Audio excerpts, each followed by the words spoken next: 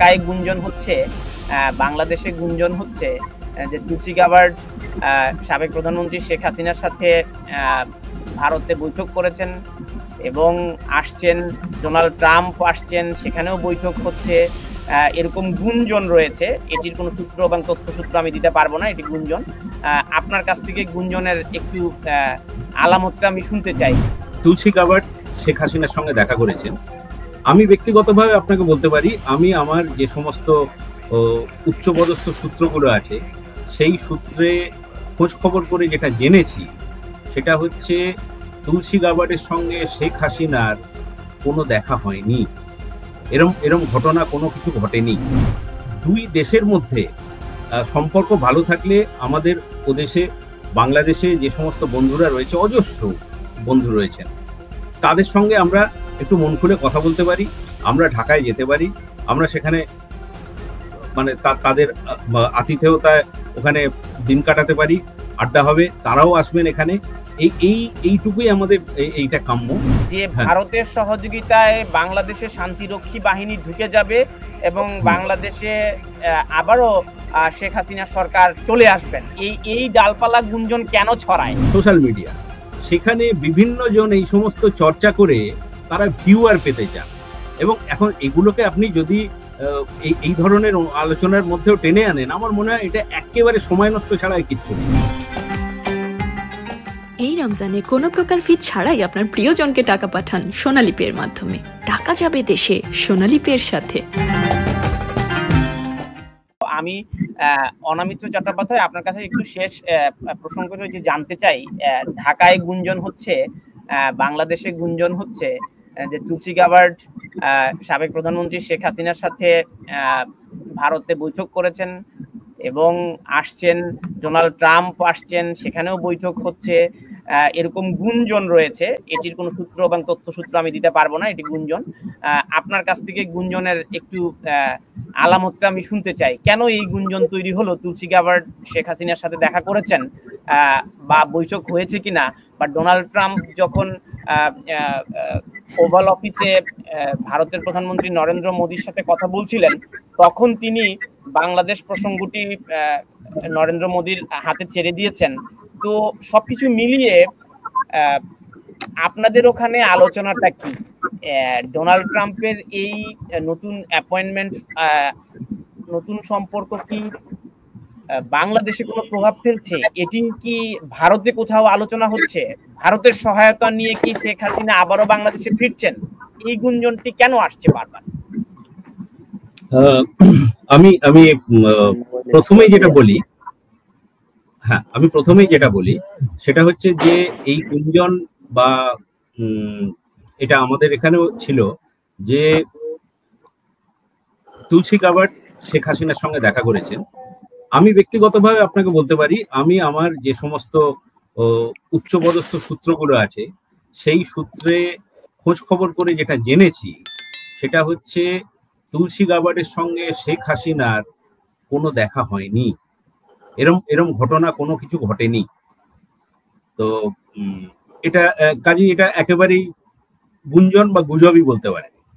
আচ্ছা, দ্বিতীয় কথা যেটা, সেটা হচ্ছে যে আমি ভারত সরকারের প্রতিনিধি নই, আমি হচ্ছি ভারতের সাধারণ মানুষের প্রতিনিধি, আমি পশ্চিম বাংলার প্রতিনিধি। যে বাংলার সঙ্গে বাংলাদেশের আমাদের একটা ঐতিহাসিক সংযোগ, আমাদের সাহিত্য, সংস্কৃতি, ভাষা সবকিছুরই আমাদের যোগাযোগ। এই দুই দেশের মধ্যে সম্পর্ক ভালো থাকলে আমাদের ওদেশে বাংলাদেশে যে সমস্ত বন্ধুরা রয়েছে, অজস্র বন্ধু রয়েছেন, তাদের সঙ্গে আমরা একটু মন খুলে কথা বলতে পারি, আমরা ঢাকায় যেতে পারি, আমরা সেখানে মানে তাদের আতিথেয়তায় ওখানে দিন কাটাতে পারি, আড্ডা হবে, তারাও আসবেন এখানে। এইটুকুই আমাদের এইটা কাম্য। আর দ্বিতীয় কথা হচ্ছে যে সেখানে কখনোই চাইবো না যে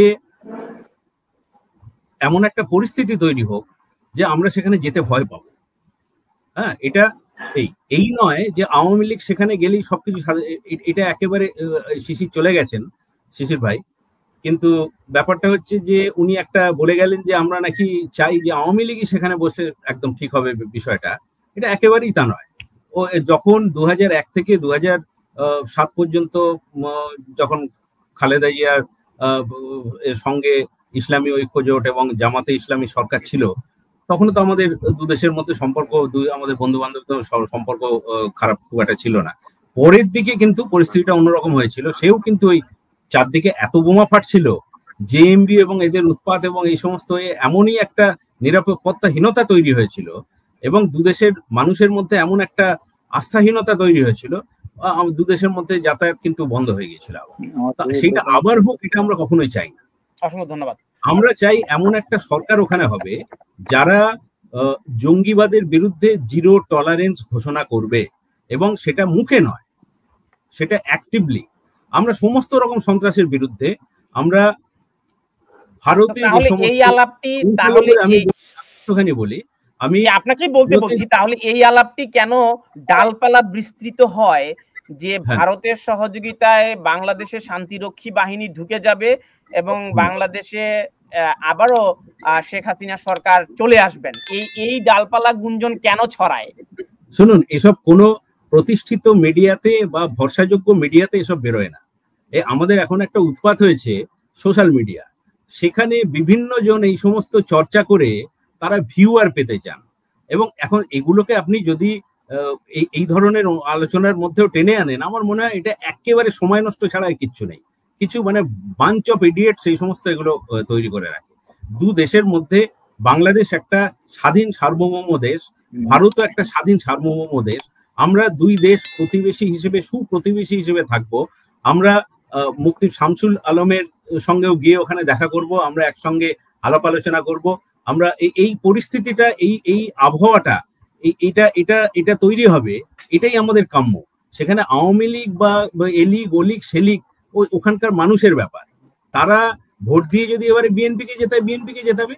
কিন্তু বিষয়টা হচ্ছে যাই হোক, সেখানে যেন জঙ্গিবাদের চাষ না হয়, কারণ এটা থেকে আমরা গোটা পৃথিবী এটার ফলে এটা নিয়ে উদ্বিগ্ন এবং এটা ভারতেরও, এটা পাশের বাড়িতে আগুন লাগলে ভারতের এখানেও আঁচ আসবে। তো সেই উদ্বেগটা আমাদের অত্যন্ত স্বাভাবিক। আমার মনে হয় যে এই উদ্বেগটাকে আপনারা ওই স্বাধীনতা সার্বভৌমত্বের প্রতি লঙ্ঘন, সার্বভৌমত্ব লঙ্ঘনের বিষয় হিসেবে এটা দেখবেন না। এটা একেবারেই মানবিক জায়গা থেকে এটা দেখা ভালো, কারণ ওখানেও যারা নির্যাতিত হচ্ছেন, হিন্দু মুসলিম শিখ নির্বিশেষে, তারাও মানুষ। আমাদের এখানেও যারা নির্যাতিত হচ্ছেন তারাও মানুষ, তাদের ধর্ম পরিচয়টা কোনো বড় কথা নয়।